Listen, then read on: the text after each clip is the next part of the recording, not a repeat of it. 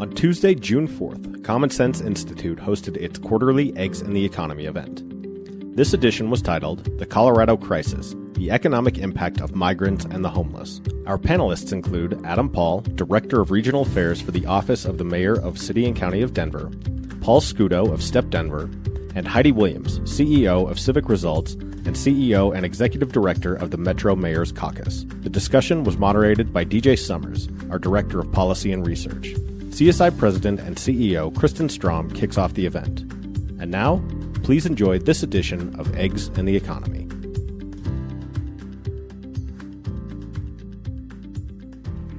Our research has already been featured in over 500 news stories, and CSI had direct impact at the Capitol this legislative session. I want to thank all of our team members, our dedicated researchers, economists. Brielle, thank you for all your hard work on this event. None of this would happen without our amazing team, so thank you to our team. But I, of course, want to shout out our exceptional roster of our policy fellows. Our diverse group of fellows represent the best and the brightest leaders in this state. They bring expertise, experience, wisdom to the issues, and I'm so proud of the role that we play in educating our community. Later this week, we'll be announcing the latest fellow to join CSI's team, Deb Mahan, who will serve as our mental health fellow. Deb is currently the executive director of Gazette Charities Foundation and has a background in neuropsychology and is the convener of the Colorado Mental Health Consortium. So stay tuned to a CSI report later this year that will tackle one of our greatest challenges, mental health. Some more exciting news. Many states across the nation are pursuing sweeping changes in the energy market and are considering legislation to enact greenhouse gas and energy mandates. As some of you know, over the last 2 years, CSI has expanded. We now have state chapters in Arizona, Iowa, and Oregon, and we are well positioned to provide the facts and sound economic research to educate citizens across the country on changing energy policy. We're thrilled to announce the launch of our Energy and Environment Center, which will be led by CSI fellow Tricia Curtis and Chief Economist Dr. Stephen Byers. To get involved in the center, or if this might be something you're interested in, please see Mary Goodley on our team. Some more exciting news. We have recently launched a partnership with the Daniels Fund and are thrilled to welcome 4 Daniels Scholars as junior fellows this summer. It's a competitive educational and leadership opportunity for current or recent Daniels Scholars to intern with CSI, where they will be paired with a current CSI fellow to produce a report from start to finish. And a lot of people, and I'm included in this, maybe wonder where our world will be in 20, 30, 50 years. But when you meet these exceptional scholars and leaders, you'll be filled with a lot of hope for our future. So will the Daniels Scholar Junior Fellows please stand? Wave your hand.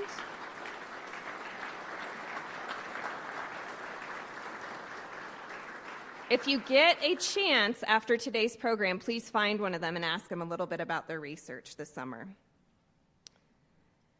So what happened? We're coming off the heels of legislative session. A lot happened under the Golden Dome, and I wanted to recap a few areas where CSI had a direct impact. The first is shining a light on Tabor takings. Tabor's always in the news, it seems like, during session and out of session, quite frankly. But according to a recent CSI report, 101 bills passed in the 2024 session will reduce Tabor refunds by $2.8 billion over the next 3 years. Our report is being widely reported by numerous outlets to educate how Colorado taxpayer dollars are being redirected. If you're interested in that report, you can find it on our website. As it relates to energy, we released a report called The Triple Threat, which examined the legislator's proposed ban on oil and gas permitting. The report found that the bill would have had a $2 billion impact on tax revenue and would have worked in direct opposition of the environmentalist goals increasing emissions by 910,000 metric tons. The report was cited repeatedly in testimony, and I'm happy to report that bill was actually killed. CSI's healthcare fellow, Dr. Reggie Washington, issued a report in reaction to legislation, which was a study bill to make Colorado the first state in the country to establish a publicly funded single-payer health system. The report cited numerous challenges with this model, and in the end, that bill died. But we do expect it to come back next year. Property taxes. This is the gift that keeps on giving, and I think that we'll hear more about it come this fall. But in the last few hours of the legislative session, CSI issued a report on property taxes related to Senate Bill 233. Our analysis of the last-minute bill showed Coloradans would still see an increase in property taxes from what is being paid today. We are excited that we will continue to play a role in educating Coloradans as the property discussion continues on the ballot this fall. Housing and condo defects. I don't think there's a person in Colorado that expected the construction defects conversation to advance as far as it did this last session. Our CSI housing fellow, Peter Lafari's great work on construction defects helped to inform solutions in a bipartisan legislation for construction defects. While it wasn't ultimately successful, it was great progress. And Ted Leidy, the CEO of the Colorado Association of Home Builders, said, "It's vital to have facts and data that support your arguments. It's even better when the facts and data are from well-sourced research that's easy to comprehend." A perfect example is CSI's report. We're proud of the role we played in educating the legislature on that important bill. And lastly, on addressing workforce shortage. Legislation advanced this session aligned with recommendations by CSI's education fellow, Jason Galden. In his report, Supply and Demand, Diagnosing Colorado's Skills and Attainment Gap, noted that over 3 billion GDP benefits for a more highly educated workforce could come to fruition. Bipartisan legislation passed that will lay the groundwork for better connections between K-12, higher ed, and employment data to understand all of these connections. The bottom line is CSI is making a difference, and we can't thank all of you in this room for all your support. So I want to flag a few things for your calendar. If you enjoyed today's conversation, if you're interested in more CSI data, we have an amazing event coming up. Join us on June 27th, right here, same location, at 4:30 for a riveting discussion on one of our nation's most devastating challenges, fentanyl. Did you know in Colorado, just in 2023, there were over 1,200 fentanyl overdose deaths? It is a crisis. This event is a 4-state CSI event where you will hear from experts from Iowa, Arizona, Oregon, and Colorado. And my research team doesn't like when I do this, but I've already peeked at the research that they're gonna showcase. And I was just floored with this stat that I wanna share with you today. There was enough fentanyl seized in Colorado in 2023 to kill every single Coloradan 36 times. Let that sit with you. So you don't want to miss this event. We will also feature the film Devastated. Space is very limited, so make sure that you RSVP today. Now on to the program for today. It's my pleasure to introduce DJ Summers. DJ is CSI's Director of Policy and Research.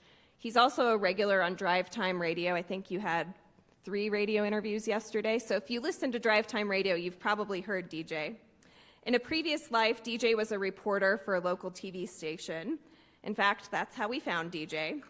It used to always drive me crazy to wake up, get the morning news, look through clips, and see a journalist telling the story within the story on the big issues facing our state. DJ always had interesting data, a smart angle, and there were so many mornings that I'd come into the office and say, why didn't we think of that? Why didn't we go that way? And finally said, why don't you just hire DJ? So we did. So DJ, we are thrilled that you're on our team leading our research, and I will turn it over to you.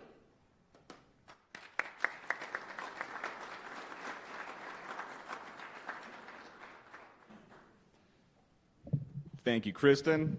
And it's been a pleasure to serve at CSI. Actually, I have the kind of same story before I was here when I was on the air. CSI would release a bunch of stuff, and I would say to myself, well, why didn't I think of that? And why don't I have the resources here to actually explore that angle? So around the same time that I was looking to jump and thinking CSI might be a good landing pad, CSI snapped me up. So I guess worked out in the end. So it's, like I said, been a pleasure to work here at CSI. Fantastic team of researchers, fantastic economists, a fantastic pool of resources and expertise to draw from. I wanted to highlight a few of our recent research items in particular. About 2 weeks ago, with our most recent fellow, Kelly Jean Bruff, who is the former mayoral candidate for Denver and is now our urban infrastructure fellow, we released a report on Denver's Metro RTD system. This report examined ridership and budget trends, historical growth, and safety. And the broad finding was that the Denver metro area has sunk a lot of investment into this system, and it doesn't seem to be translating into more riders. The budget has increased while ridership has fallen precipitously in tandem with the rise of the COVID pandemic, and it has not recovered since. RTD would, in fact, have to triple its daily ridership just to meet the fare recovery goals it had up until 2021.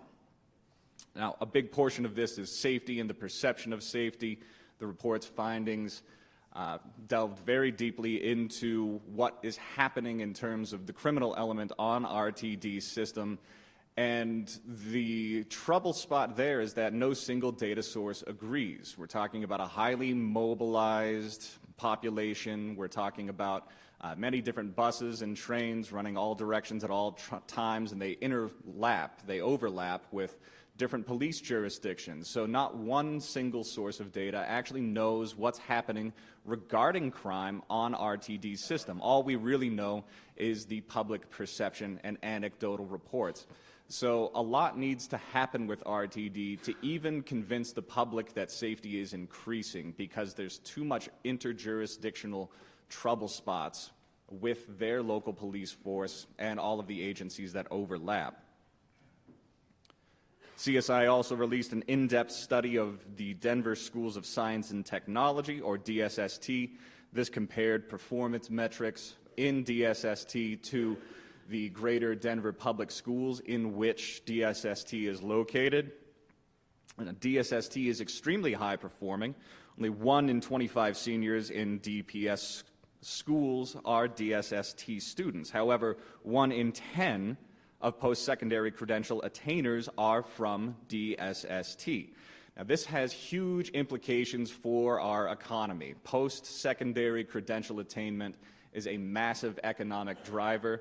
Furthermore, this is a workforce development issue in how Colorado develops in the future if we want to maintain the kind of economic success that we've been fortunate enough to enjoy over the last 15 to 20 years. We have to replenish all of our work with the appropriate work skills. DSST has, in our report, a proven track record of getting people across that finish line and into post-secondary educational attainment, particularly in the kinds of fields that are going to most impact our economy in the future. Now, today's subject weaves from 2 ongoing buckets of CSI work: homelessness and the immigration to Denver related to the most recent surge from the southern border. These 2 issues use some of the same response, and they use some of the same resources, but they're also simply top of mind for Colorado voters. These are the number 1 and the number 2 issues for Colorado voters right now. And in the meantime, both can be costly and labor-intensive and generate a lot of public attention in the meantime.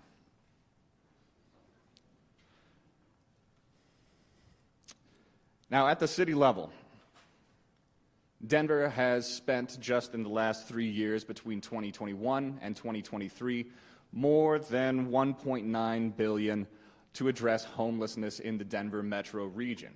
This is administered both through direct city services and through several nonprofits that operate in the city and draw contract from the city. Now, while that money has been increasing, and it has increased, it went up 61% from $465 million to almost $750 million in that same time frame from 2021 to 2023. While that has increased, homelessness numbers have been going up. That population has also increased as spending has increased. Now, this has happened in some degree in most major metropolitan areas in the U.S. We've had a lot of research that compares what happens over the course of time in Denver to other regions that have experienced a lot of the same issue: San Diego, Los Angeles, New York. Ours has been a 58% increase in population between 2016 and 2023. Actually, revised numbers may go even higher. These are drawn from the U.S. Department of Urban Development, HUD. In 2023, it may actually be higher. It may be something like 10,000, 10,1. Those are routinely undercounted as well. The criticism of the annual point-in-time count is that it's drawn from a single night in January. Volunteer workers go out into shelters, they go out into the street, they find both sheltered and unsheltered, unhoused persons, and calculate all of that. So some estimates actually from advocacies that work in this policy space estimate that it could be 3 times as much.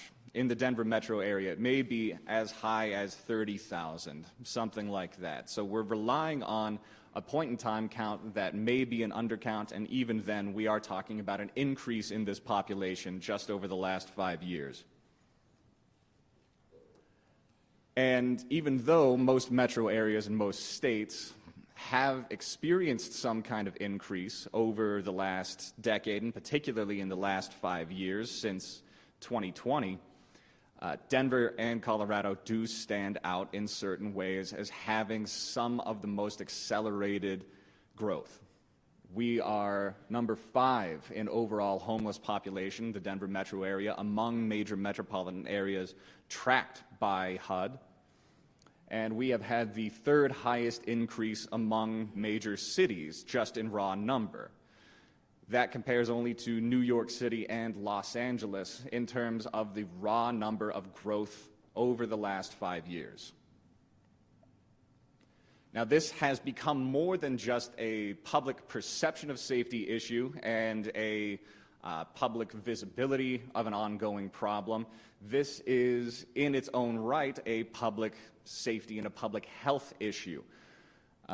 1 in 21 of Denver's unhoused persons died in 2022. Now, this is a higher death rate than even advanced cancer in advanced age populations, according to most recent CDC data. They have a survivability rate on the street that is comparable to some of the most at-risk populations in healthcare.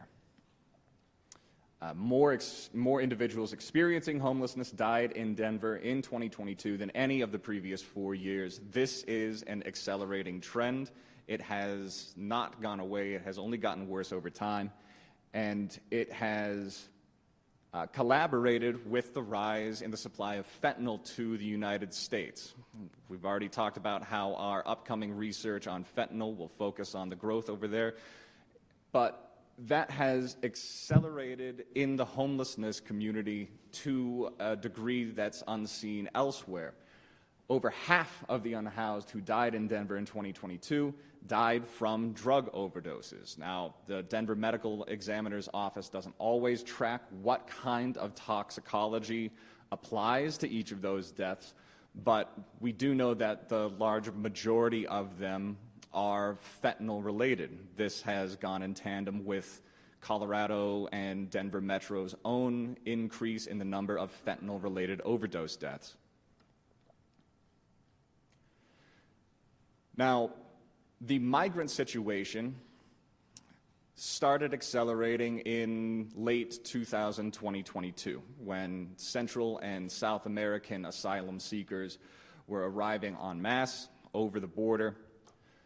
Now, to date, we've been trying to find a way to calculate just how much pressure this puts on public coffers, how much pressure this puts to not just the city, but city institutions, state institutions in several different areas. Now, the city has done a very good job of tracking its spending. The city has done an excellent job of accounting for where that spending goes, how it's administered, and it isn't a full accounting of every single institution. So CSI's research has been trying to build on what the city has spent and deepen what we know about how public resources are being allocated across the Denver metro region. And the most recent figure that we've derived, which was released last week, is somewhere between $216 and $340 million. Now, this accounts for three big buckets of spending.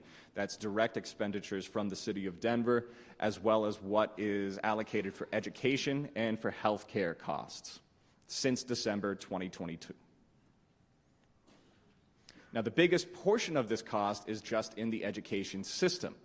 It is expensive to educate children. CSI's previously derived estimate was something like $14,110 per student on instruction and support.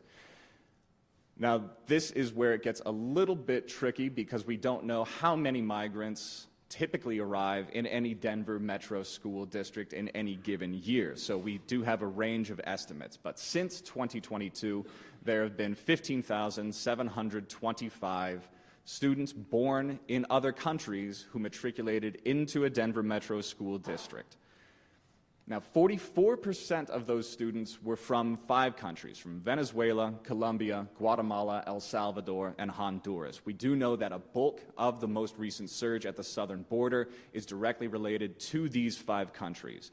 That accounts for 44% of the current migrant students' enrollment who matriculated after December 2022.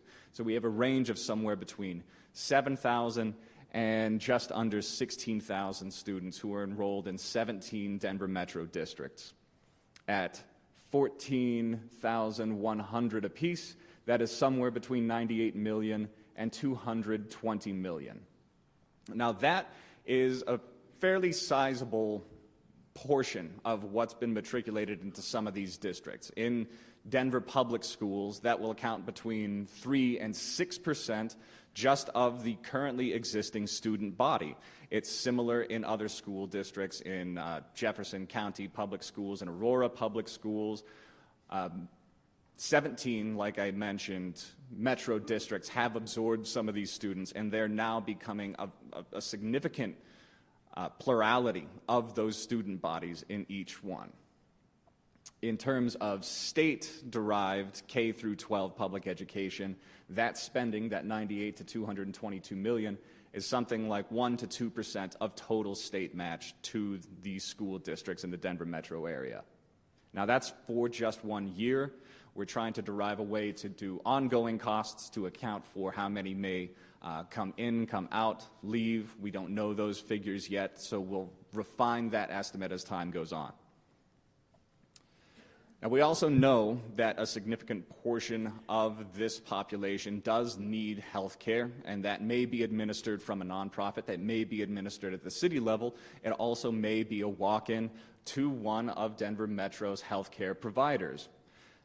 We derive these numbers from UC Health's public reporting of how many they have served and applied that to estimates of how many unauthorized migrants typically use emergency room services in a given year. We got that to about 48 million through the Denver metro area. That accounts for half of the migrants who have arrived in Denver over time using emergency rooms uncompensadedly at about 1 visit per year. Now, these issues overlap and they interweave, and they have many different aspects and impacts that touch different portions of the metro ecosystem, both politically and commercially. So we invited some of the esteemed colleagues who have ongoing voices to this and can speak to broad impacts across the metro area. Our panel today will consist of Adam Paul, who is the Director of Regional Affairs for the Mayor Mike Johnston's administration in Denver. He has overseen the migrants' response at the city level and is now a veteran of several of these panels with me. We also have Heidi Williams, who is the President and CEO of Civic Results. Civic Results assists governments, businesses, and nonprofits to collaboratively plan and implement initiatives that create measurable change in the physical, social, civic, and human infrastructure of communities in the region. She is also the CEO and Executive Director of the Metro Mayor's Caucus. We also have Paul Scudo, who is the CEO of STEP Denver, which is a men's residential substance abuse recovery facility. Please welcome my panel, and we'll get started.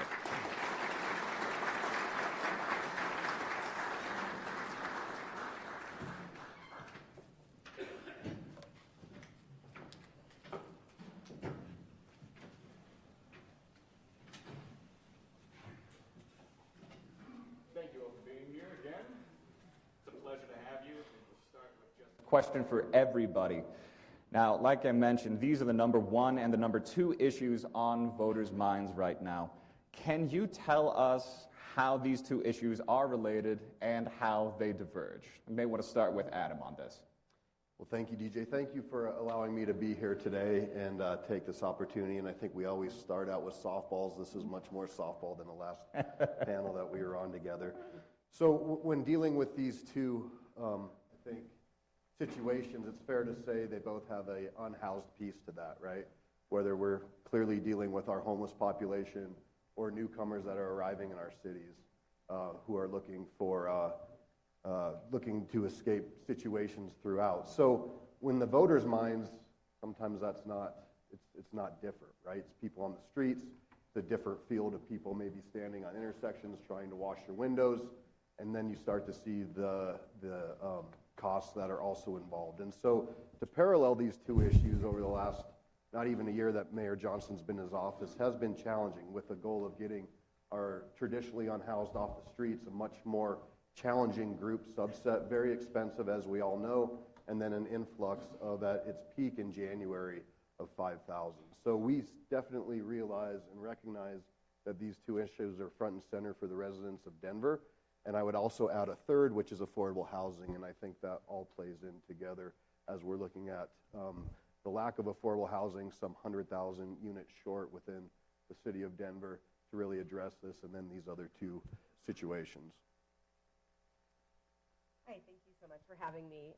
Really appreciate it. I would go a little bit deeper than that, too. I think that what I've seen over the past couple of decades is that homelessness is it's not easy, it's complex, and there's lots of different facets. You definitely have folks who are visibly homeless. They're living on the streets. They may be in encampments or living in the metro area, a lot of times in our open spaces, near our libraries, that sort of thing. And then you have folks who, have just hit hard times and are looking for a place to sleep while they kind of get their self together. And really proud of a lot of the nonprofits around the metro area that are helping either keep folks in their homes or get them back into their homes, and also providing care and safety during really cold weather events. And then the migrant situation is completely different. These are folks seeking asylum and wanting to come here and land in here, whether this is what their destination was or not. And that does put a strain on our economy. And so we hope that the federal government can, help with some of that relief. But I think there's lots of different complexities to homelessness, and it's not a one-size-fits-all solution. Thank you all for being here this morning. Your engagement in these issues is admirable. As you mentioned, the number one and what do these things have in common? What they have in common for the average individual is, how does this affect my quality of life? right? Can I feel safe when I walk the streets? Is there garbage? Is there some sort of impediment to the life that I and my family want to lead in the community? Also, the cost. DJ broke that down very well. Where are our tax dollars going? And what tax money is being taken away from other services that better the overall community? Where do these diverge? Obviously, first of all, as Heidi mentioned, the reasoning is different, right?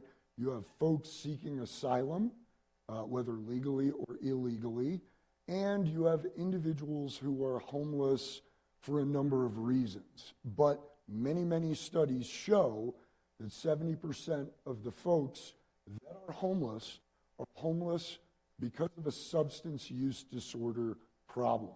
So there is a little bit of difference there in the driver for why we are seeing these folks on the street. This question is for Adam. Adam, Denver is only a fraction of the size of New York City, Chicago, or Massachusetts, or in the greater Washington, D.C. area. However, it's absorbed more of the most recent migrant surge from the southern border per capita than any of those other places. Why Denver? Yeah, it's a great question. I think we're almost probably to 50,000 that we've seen come through since December of 2022, and I think it's a couple different factors, but one certainly has been historically, it's a migratory route from El Paso to Denver. It's a cheap bus ticket. It's a major city where folks either come and move on or come and have some sort of family tie or have heard throughout the process that Denver is a welcoming city. So I think that's part of it. We've also seen busing through Operation Lone Star through Texas that has brought people to Colorado from Texas, from El Paso, and that's the other piece to that, I think. And I know, this idea of sanctuary city often comes up, and Mayor Johnston took over in July, and that's something that we've never talked about in that regard. That's things that have happened early on in the 2010, 2014 area, other mayors. I think this mayor has indicated that no one city, no one state should be burdened with all of this and have this kind of uncoordinated effort. And that speaks to the fact that we need better coordination and that this is solvable, and that's the tack that we've taken.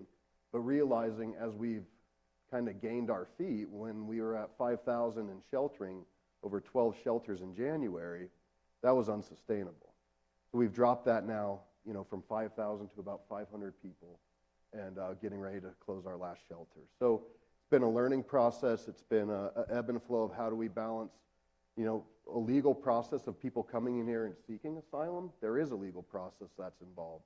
And also balancing the needs of our business community. Many of you are here who can speak to the fact that you have open jobs. And I think that's where that subset is a little bit different than our unhoused.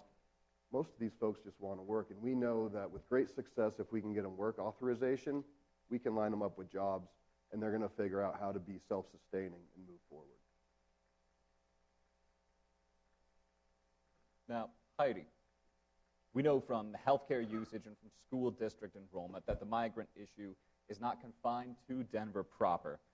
What concerns do mayors in smaller cities have about homelessness or migrant-related costs spilling over into their community?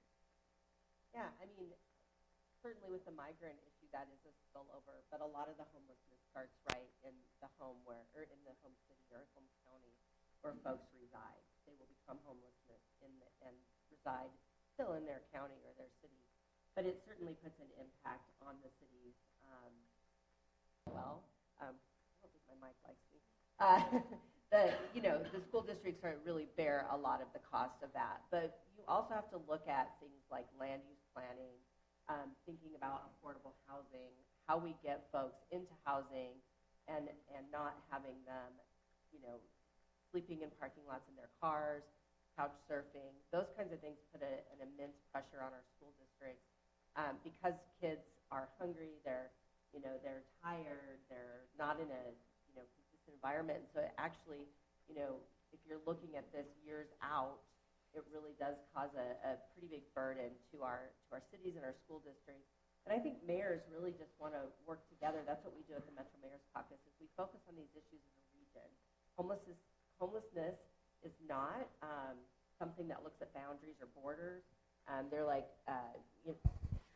we live in Denver, but really they live in Greenwood Village or Centennial or Thornton. They don't know that they really live in a different county other than Denver, and so we really have to focus on that as a region, and that's one of the things that we've continued to look at as Metro Mayors and really try to figure out this as a regional issue. And we've certainly had talks with Adam and Mayor Johnston on how do we as metro areas really support Denver and work together.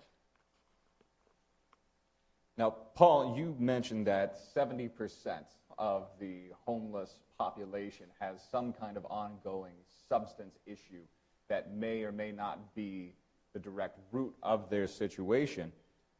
Now, this does coincide, like I mentioned, with the broader fentanyl crisis. How do those two issues play into each other, given that addiction is such a large factor in homelessness? So just to clarify, the 70% is of the, I hate to use this term, homegrown homelessness, not the migrants. We don't have the data to say that about that population yet. Fentanyl is a horrific drug, and there is no doubt that it is contributing to the deaths, to the addiction rate. But, and I want to say this in the right way, fentanyl is not the problem directly. Addiction has been a problem since the dawn of time, right? And there have been major opioid deaths, cocaine deaths, crack deaths. Fentanyl is just the flavor of the month that we're focusing on. In the 2010s, it was opioids. In the 2000s, it was meth. In the 80s and 90s, it was crack. In the 70s, it was powder cocaine. In the 60s, it was psychedelics. In the 50s, it was marijuana. There was always the drug that was going to ruin society. And the number one killer of people, of addicts, that is never mentioned is alcohol, because it is so deeply ingrained in the fabric of our society and our economy, right? It is the social lubricant, and the tax revenue is ridiculous. But on the coroner's table, usually the cause of death is some sort of heart failure, liver failure, the person froze to death because they were passed out.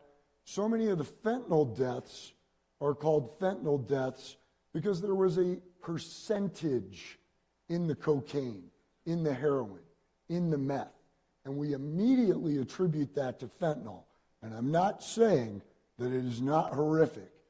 It's cheap, it's easily accessible, and it is extremely potent. But so was OxyContin. So was heroin, black tar heroin, right? And many overdoses are that, alcohol, meth. The larger issue is that the one you made about the number of homeless deaths caused from some sort of addiction, right? And we attribute it to overdose, but there are so many other things. You're exactly right. And the research CSI has done is spot on, and you should go to the website to read that. Addiction in the homeless community, whether it was the cause of homelessness or whether people are stuck in homelessness because they then got addicted, is what is preventing many people from getting out of homelessness. And we need to focus on addiction as an issue and not any one specific substance. Now, that being the case, how should nonprofit and city-led responses to homelessness look? It's a great question. It's a difficult question because there are many, many opinions. There is a whole group of people that are about meet them where they're at, right? Give them services, harm reduction, let them come around when they're ready. In my experience, as a person that was homeless for 2 years, addicted for many years prior to that, and has now worked personally and professionally in this space for 13 years, is that there needs to be substance abuse treatment, but also long-term recovery support following that, and it should be a requirement as a part of the homeless services. And in addition to that, it's more than just the addiction. It's more than just the housing. Housing first is vital because you cannot help a person that is in survival mode. You've got to stabilize them. But then you have to teach them a broad set of life skills. How do I take care of myself, manage my life, financial literacy, budgeting, navigating transportation, rebuilding family relationships, all of the things that are going to help individuals reintegrate as productive and contributing members back into the community. You can't give somebody 30 days of treatment, but their life is still broken, and expect them to go back out with all that stress, fear, and anxiety and not go back to the medicine that works to numb them. Did that answer the question?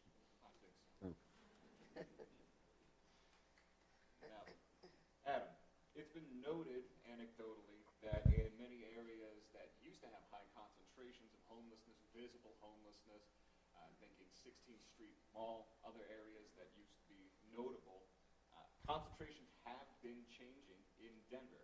How much of this can be chalked up to the city's All-In Mile High program? How much may simply be unhoused individuals moving on to other areas as construction occurs across the city?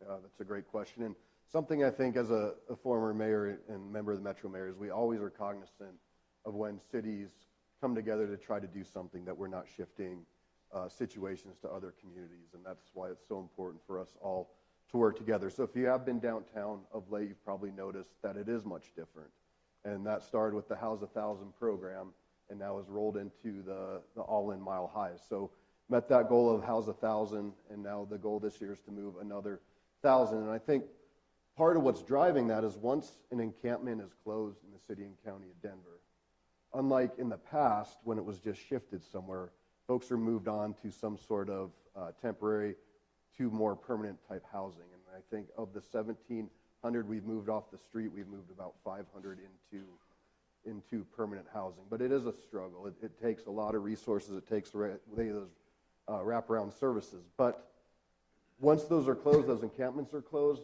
you can't come back.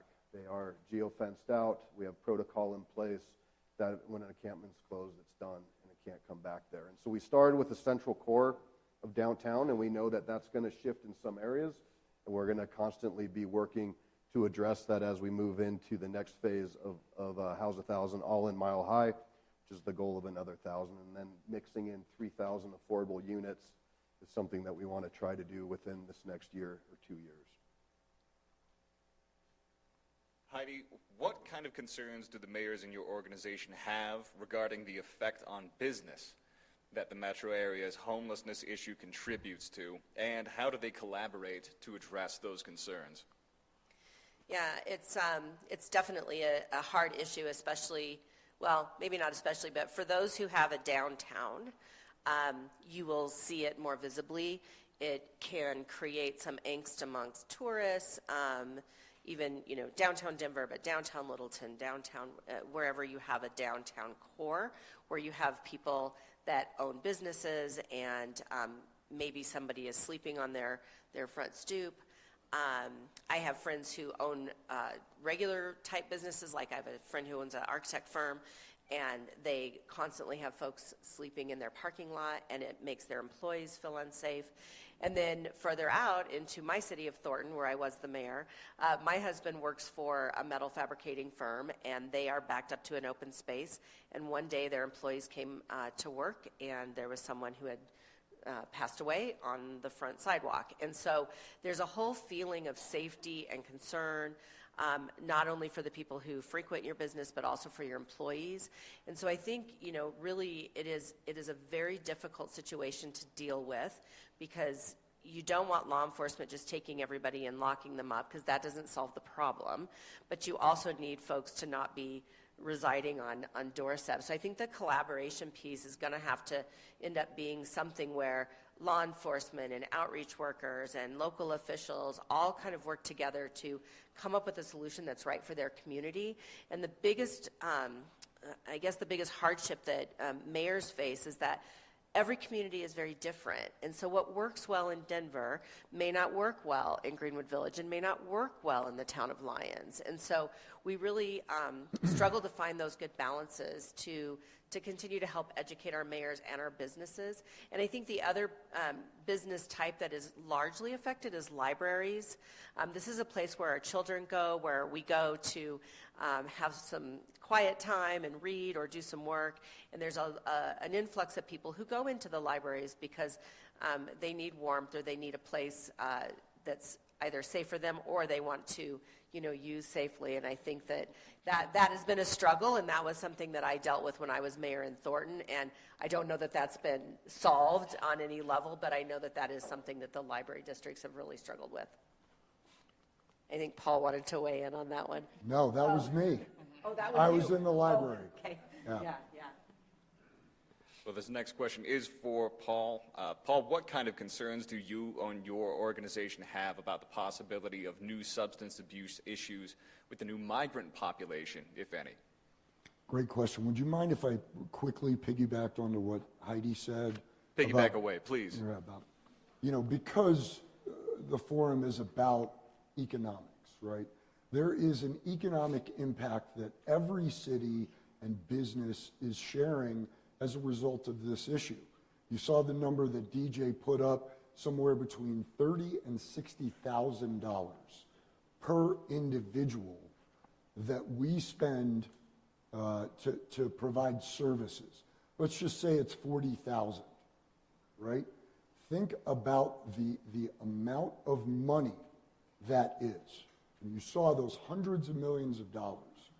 Were we able to stabilize those individuals, get them full-time work, and have them be productive, contributing members of the community, and let's just say they made an average of 40,000, and that money was put back reinjected into the community in taxes, purchase of goods and services, and even if the money sat in a local bank, and that money was lent out or used for community improvement, that would be hundreds of millions of dollars in opportunity cost the other way.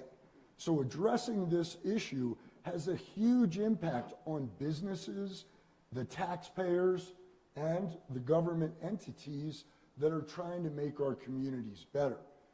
To answer your question, DJ, my concern with the migrant issue and addiction are two things.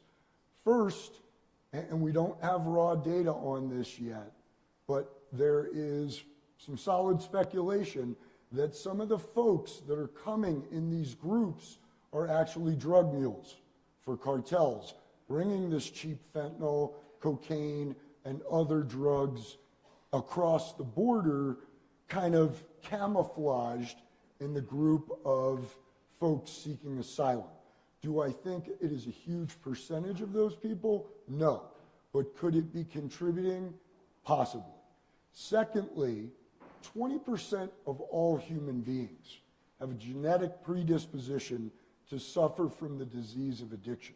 So just the base numbers, if 100 migrants are coming in, chances are 20 of them are going to have addiction problems and may remain on the street as a result. Now, a closing question for all of you.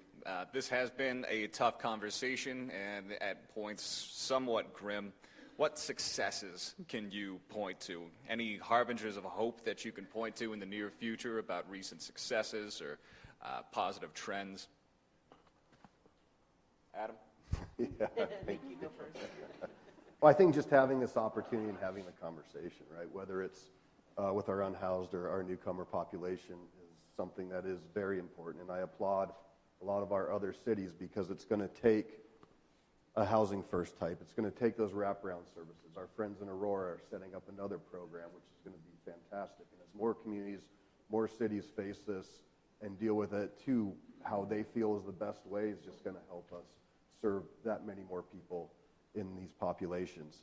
Well, I will say that I'm certainly proud of the hard work of the city employees at the City and County of Denver and our nonprofits. The nonprofits are the ones that are really helping to support the influx of newcomers that have come through the City and County of Denver.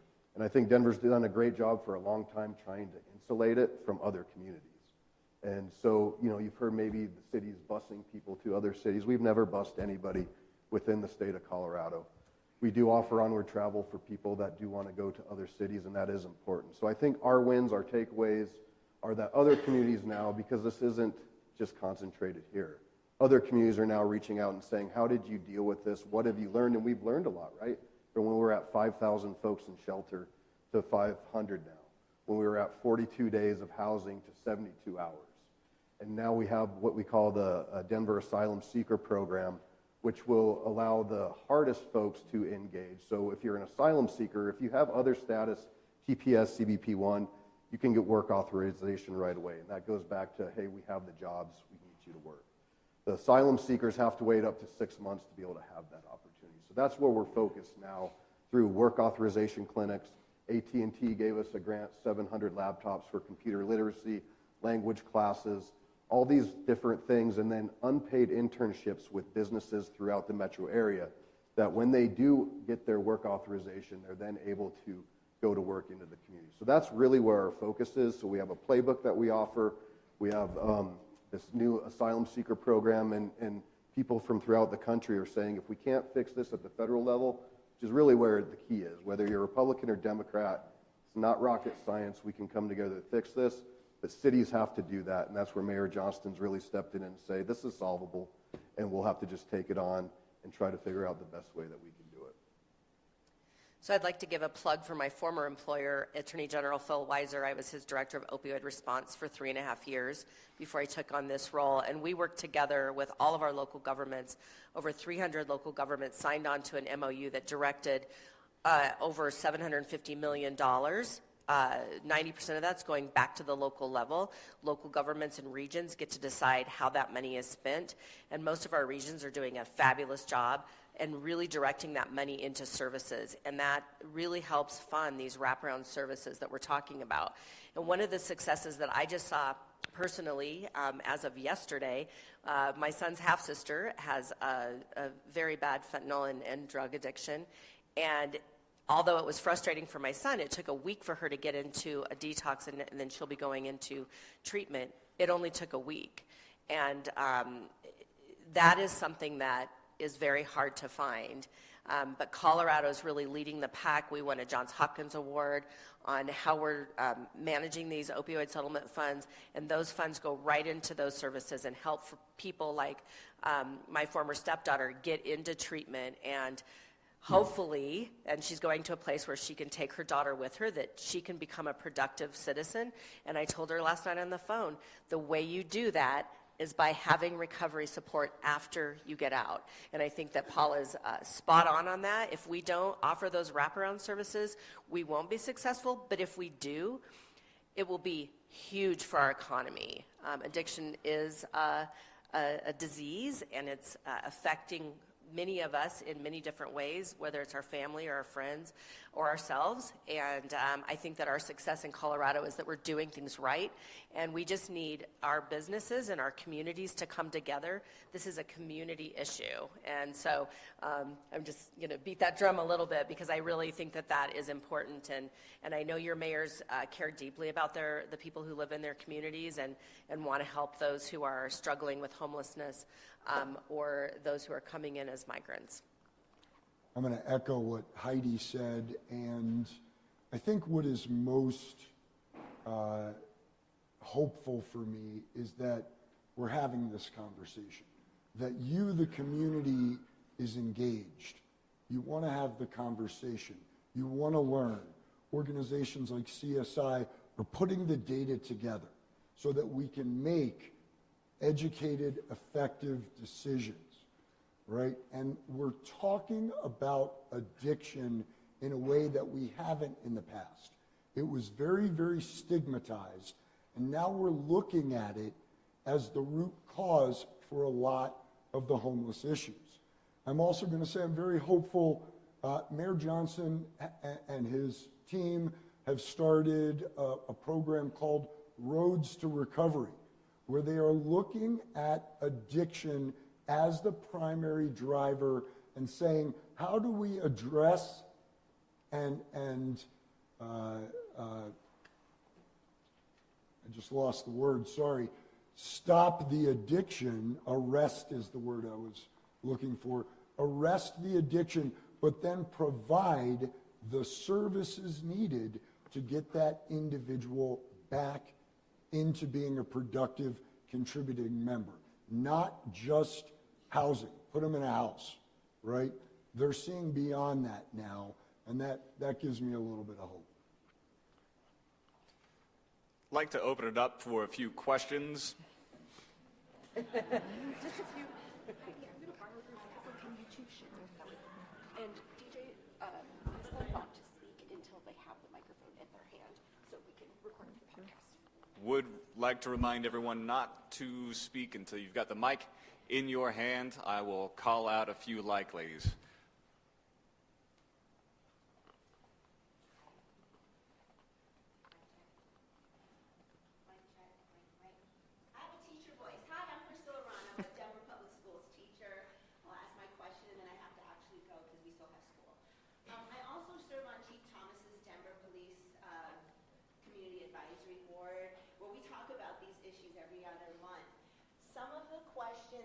And concerns are from our immigrants who own businesses along Federal Boulevard.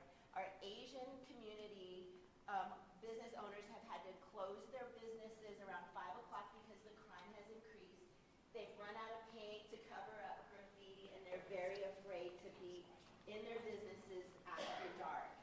My concern is that the city has decided to cut police budget.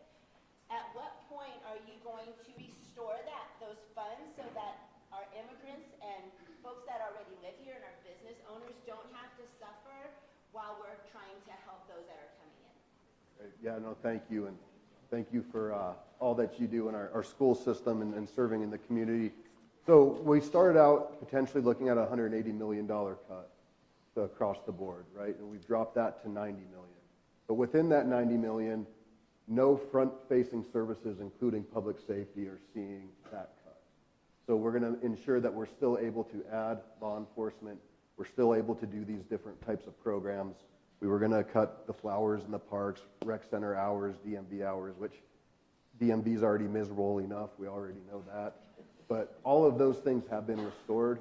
And so that is front of mind, top of mind for us, and Council President Torres has engaged, I think, with that community and looking at how we can better serve and make sure that people are thriving and feel safe.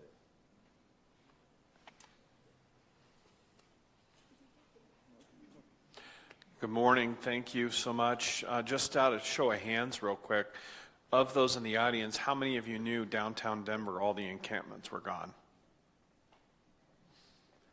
Therein lies our opportunity for the mayor and for the Metro Mayor's Caucus. Thank you for the work that you've done. I know it's been very unpopular at times and very difficult. I guess, what would be your takeaway for us? Like, House 1,000 was the mission last year. We're continuing on that mission.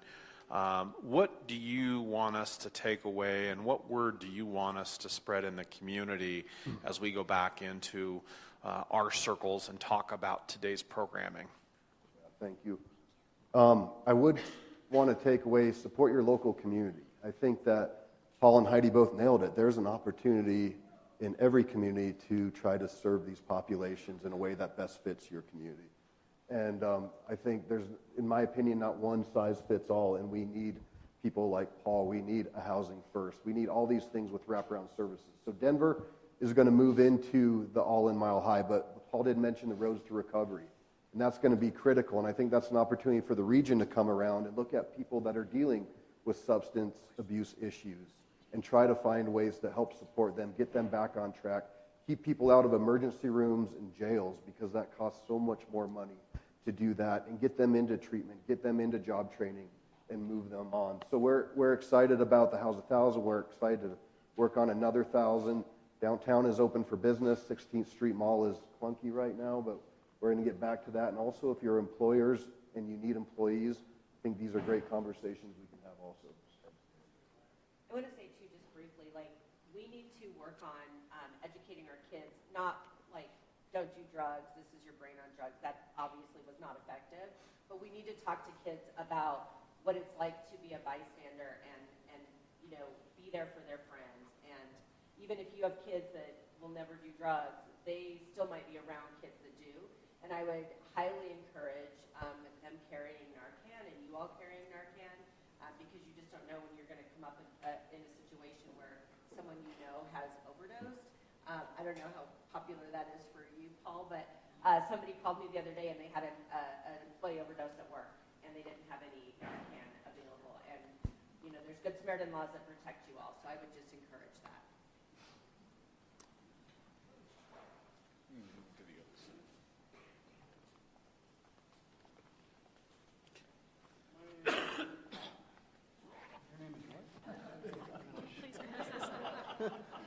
Thank you.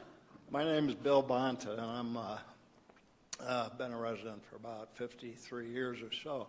My question is to Paul Scudo.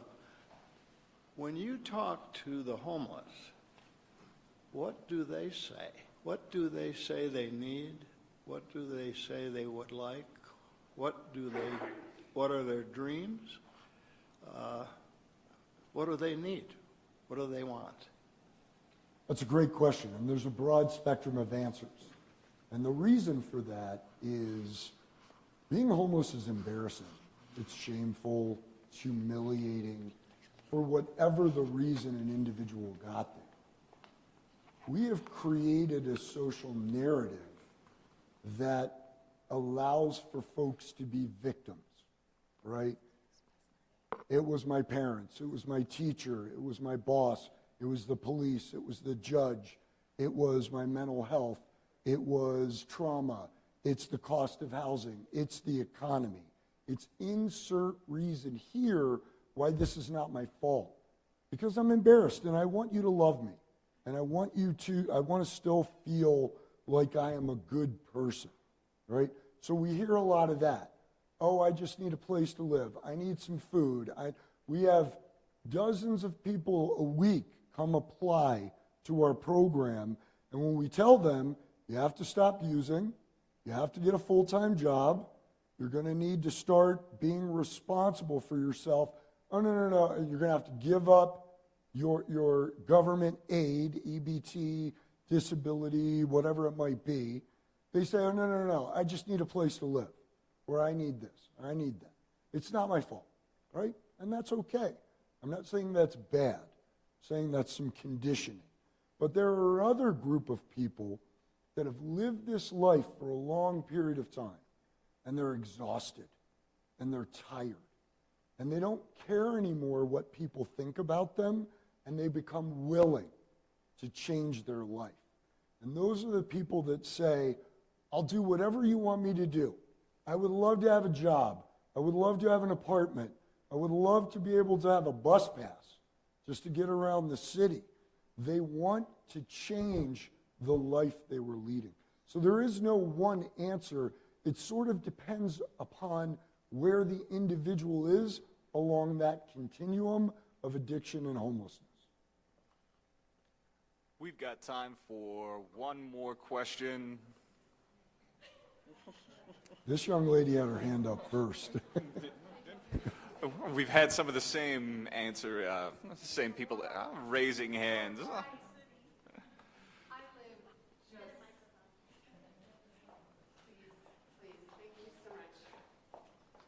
Hi, everyone. I'm Dawn McNulty. I live just south of downtown, 2 blocks off the Broadway corridor.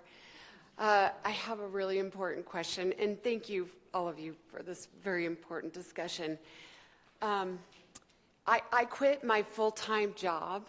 I'm an executive MBA graduate. I worked in the global mining space and environmental social governance, but I quit my full-time job to protect my community and to campaign to make Broadway a business improvement district, to get Leora Joseph elected because she will, enforce pathways to treatment for people that are committing crimes on the streets of Denver. But most importantly, my question for all of you here today is, what are you going to do? What is the city going to do to protect the city's most vulnerable populations? Because we have kids that are 68% free and reduced lunch, 88% persons of color, that are infiltrated with transitional housing units that have no requirement of sobriety. So we have lawless drug distribution infiltrating our community in the Baker Historic community. And it's becoming a containment zone. If you've been on South Broadway, you can see open use and distribution of fentanyl, life-threatening drugs. The kids' safe route to school that passes our public library, thank you for bringing up public libraries, is kids are watching people inject fentanyl as they pass this library. These are the disadvantaged youth of the city of Denver. And then most importantly, we have a 210-unit seniors with disabilities facility that now Denver Housing Authority and Public Housing has reduced the requirements of who can live amongst that very vulnerable population. We have seniors that have been choked, maced by people with mental illness and substance misuse disorders. I've been elevating this conversation. None of the media will talk to me. So I have over 25 letters of public impact statements. We have a grandmother that's 80 years old who lost her 41-year-old son and her 13-year-old grandson to fentanyl overdose. She had a meth lab on her block for 3 years that we couldn't get shut down. 5 people on that block died of overdoses. It's 1 block from our elementary school. It was a lot, sorry. So, and DJ, maybe we have one more time. We can address that, but Councilor, she had a question too, but we can do one more after that. We'll just be real quick on this answer. Thank you. Yes. And certainly Mayor Johnston has an education and a kid background, right? That's where he started.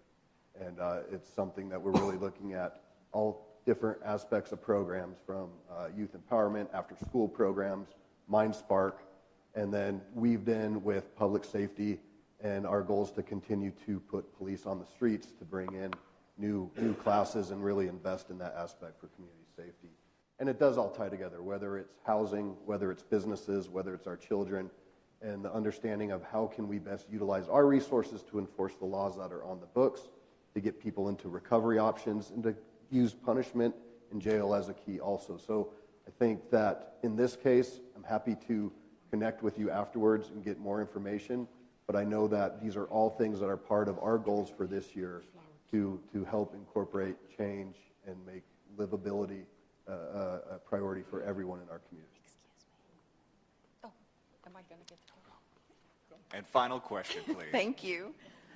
Françoise Bergen, City Council for City of Aurora.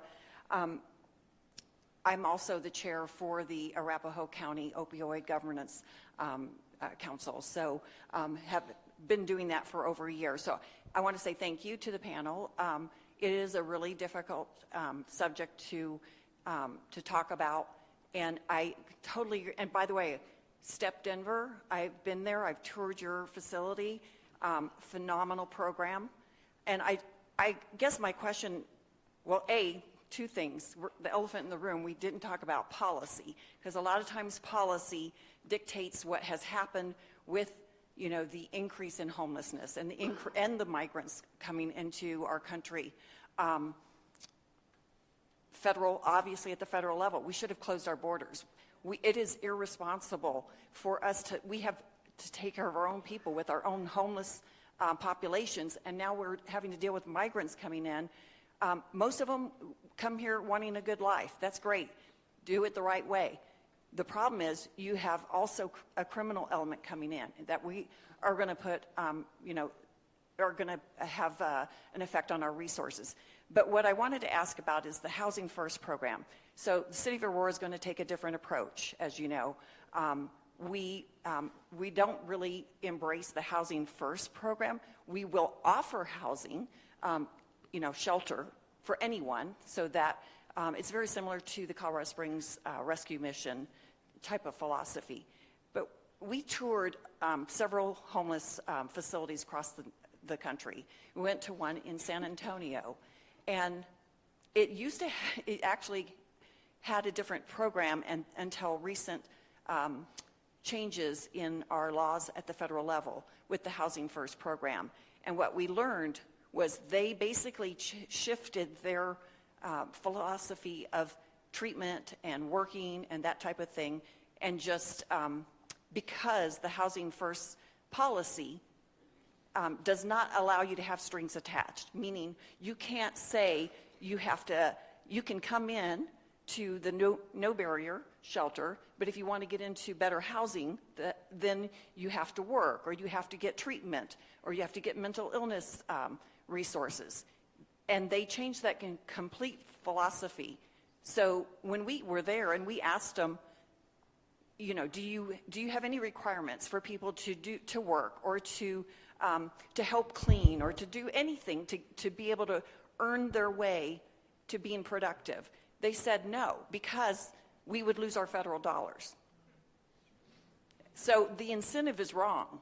And why would everyone have to go to Housing First policy when there are a lot of good programs like Step Denver? You can't even if you wanted to take money from the federal government, which I know you don't, nope, you wouldn't be able to. So what are your thoughts on the Housing First federal policy that says that you cannot attach any kind of conditions or incentives? Thank you, Counselor. And I'm not sure I can speak exactly to the federal side of that. I do know as a policy side, Mayor Johnston was elected with this plan in place, right, by the residents of Denver, and that's the one that this mayor and the council are going to move forward with. I think Paul said it really well, and I've heard the analogy, you can't teach someone to swim while they're drowning. Get them to the shore. And so the key is, once you get them to the shore, we got to have those services. And I think that's this phase of where we're at, trying to figure out the wraparound services. And then you heard a little bit about roads to recovery, which you'll hear more about coming forward, which is going to be that treatment, that need for treatment, and then job, and then living. So we have a lot of different facets to this program. I think we're learning a lot as we move forward. And it's something that is just so challenging, as you know, and so prevalent in all of our communities that I keep going back to everyone who's trying to do something, I think is really meaningful, but we also don't want to do things that are going to make things worse. And we're going to find that balance in moving forward and partner with our other communities like Aurora. We're really excited about the Crown Plaza. Thank you all for your engagement with this panel. I'd like to move along to our close here to introduce CSI's board members. Robin Weiss. Robin is president and CEO of Junior Achievement Rocky Mountain, and definitely one of my 15 favorite board members. Like a total advocate.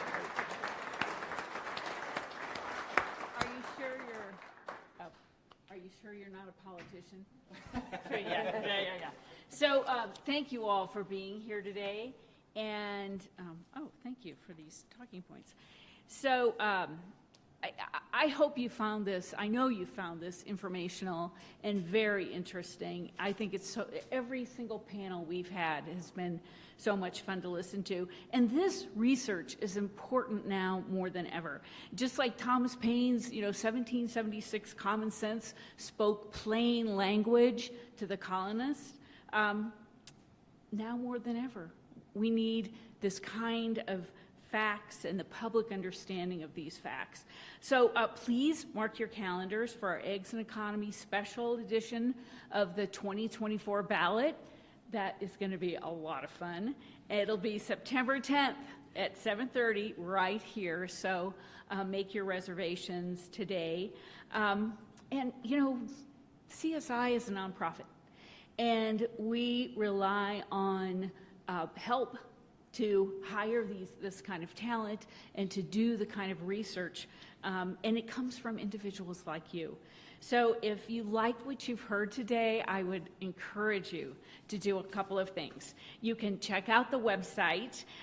We share our studies. I go on there all the time. There's always so many fun facts.